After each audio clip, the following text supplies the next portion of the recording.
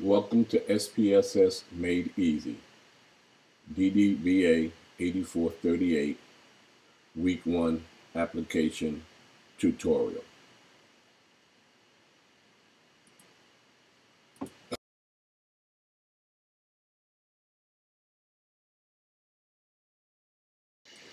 The first step in the Week 1 application assignment is to open the main dataset file and import the data into SPSS.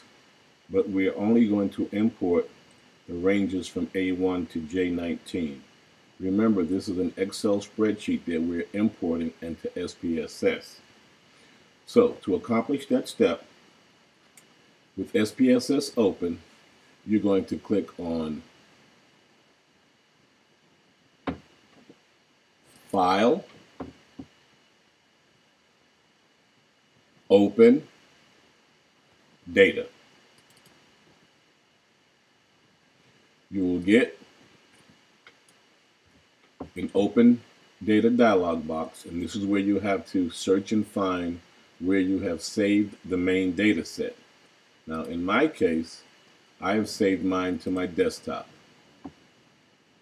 Now, the reason you don't see it showing up here is because I have to go down to Files of Type, and where SPSS file type is defaulted, we need to change that to be able to find and look at all Excel files. Now notice when I click on that the Excel file in my desktop appears, and this is the file that I'm going to import. So I can click on that file, and you'll get an Opening Excel Data Source dialog box. And just take a second to look at it. You'll see that it identifies the data file, the top line. You want to make sure that the read variable names from the first row of data is selected. This will import all of the actual titles of the variables so that you don't have to type that in yourself in SPSS. Now you'll notice that in the assignment it tells us that we only want the range from A1 to J19 in the Excel spreadsheet. So that's where we would go to the range area, click in the range area, and this is where I'm going to type A1, you put a colon, and then you put J19. And this will only bring in the cells within that range. You click OK, and you give it a second, and the SPSS file will open up, and as you can see, we now have a data file opened in SPSS. Now I want to bring to your attention down at the bottom here we have two views, a data view and a variable view. This has opened up in variable view, and this is where you can work on your data file, in other words changing names of variables, identifying labels, identifying decimal places and things of that nature. If you click on the data view, you'll see that now the actual data shows up in the data file. So as you can see, we brought in 18 records, and that's A1 through J19. This is actually would be the first row. So you brought in 19 rows of data. But this is where the top row, this area up here, site, supervisor, number of employees, these names, those are the variable names.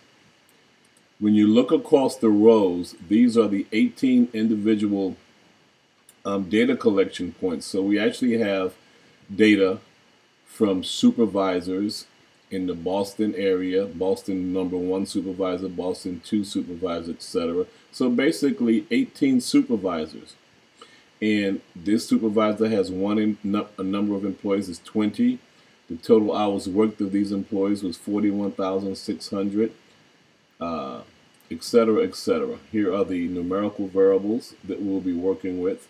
So just familiarize yourself with the data in variable view. And again, this is clearly identified in the lessons readings.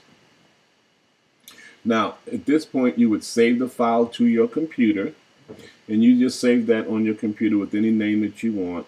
And just remember the location that you saved the file, because now it's not going to be saved as an Excel file.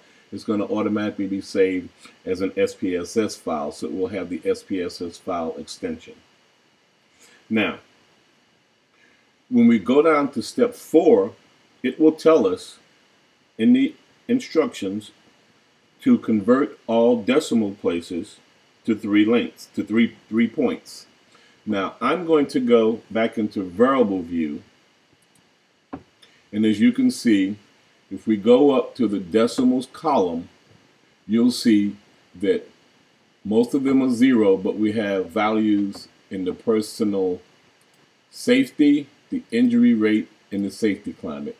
So we want to change those to 3 decimal places.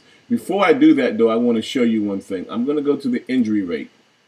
Now, I'm going to actually look at the data, and you'll see how the injury rate is to 12 decimal places. That's much too many, and if you were to print out a report, you would see all of those decimal places. So this is why we're minimizing that to 3 decimal places. So again, I go back to variable view. Now to do that, you just simply click in the right corner of the cell, and you can use the little toggle up and down switch to change the numbers. So we're going to turn that to 3. Again, I'm going to go down in the cell here, and in the right corner of the cell, I click and I get the drop down selection. I'm going to take that to 3. You can also just simply click in the cell, highlight the number, and then type the number. So you have a couple of ways to enter the decimal places. Now, if you want to see any of the column headings, if they're too small, too narrow, for example, something like that, you just simply drag the line so that you could see, you can see all of the column headings. That way you can get a clear view of everything and get a good understanding of the data file. Where that would be important, for example, would be in the name column, where you can't really see what it's saying. You don't know what the variable is representing. So just drag that out and you'll see everything. And that would be step number 5, which should be expanding the fields as necessary to ensure the names of the variables in the top row can be seen. So we can see all the names of the variables right now. And that takes us to step 5 of the process. Now, step 6 of the assignment instructions require us to run descriptive statistics for the data. And it tells us to do, to click on Analyze, Descriptive Statistics, select the Descriptives command. When you do that, you will get all the appropriate applicable variables in this column, and they are to be inserted into the variables section. Now I'm just going to highlight them all by clicking the Shift key and clicking the last entry, and then click the arrow to move them over to the variables area. You could also bring those over one by one. For example, you could just click on number of employees, click and bring it over, hours worked, etc. But again, for speed, I just like to select them all and bring them over. Now, it tells us to go into options. And we just want to make sure we have several things selected. And the instructions clearly tell us to make sure the mean is checked, the standard deviation is checked, the variance is checked, the range, the minimum, the maximum, the standard error of the mean, and that down in the display order, make sure that the variable list is selected. Step 8 will tell us to click Continue and OK. And what you have is the SPSS output that depicts the descriptive statistics for the variables that you selected. Notice these are all the variables that we selected. Remember, we had 18 data records, and this is the descriptive statistics information for each of the variables. So for example, the number of employees, we had 18 records. The range was 17. The minimum was 13. So one of these supervisors had 13 employees. Another supervisor actually had 30 employees, which was the highest number of employees. Let's take a look in the data file so that we can see that, so that you can understand how this output corresponds to the data file. So let's look for number of employees, 13 and 30. So if we go to the data view and we look at the number of employees, we'll see that the Boston Supervisor 2 was the individual with the 13 employees, and the Boston Supervisor number 11 had the 30 employees. So you can see this is the lowest value, the highest value. So there we have ran the descriptive statistics of the main data set using SPSS.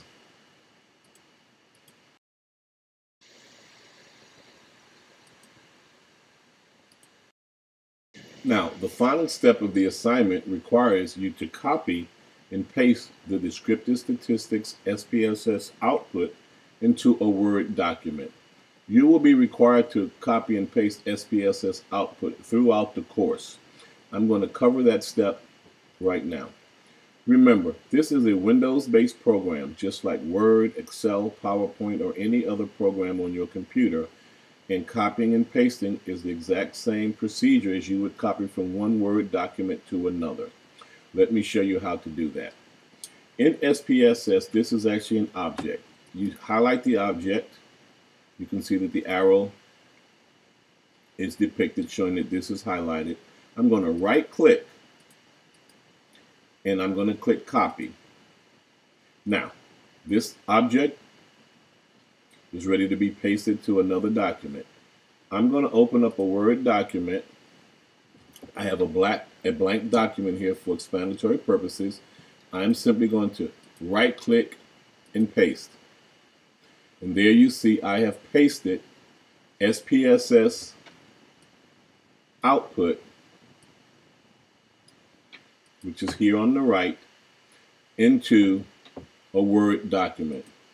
Now, note of caution, in your assignments when you are going to create an APA formatted table in your APA results write-up section, this SPSS output is not, and I repeat, is not APA formatted. You will need to create an APA formatted table and then extract the appropriate information from this output into the table. Now, I'm not going to go into table features because this is not a Word class, but if you go up into your table function in your Microsoft Word software, you'll see that you'll be able to insert a table, and you can go from there to create various tables. I'll go a step further. You see you can create the number of columns, the number of rows, and then you have to go in and format that table to meet APA requirements. So what you want to do is to go to Chapter 5, Displaying Results of the APA Manual, and read and familiarize yourself with how to properly present APA tables.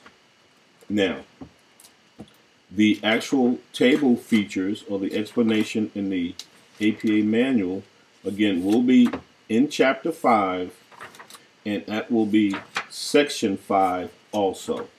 So that will be Displaying Results, Chapter 5 of the APA Manual, starting with Section 5.07, and that will identify all the specific requirements for properly formatted APA tables.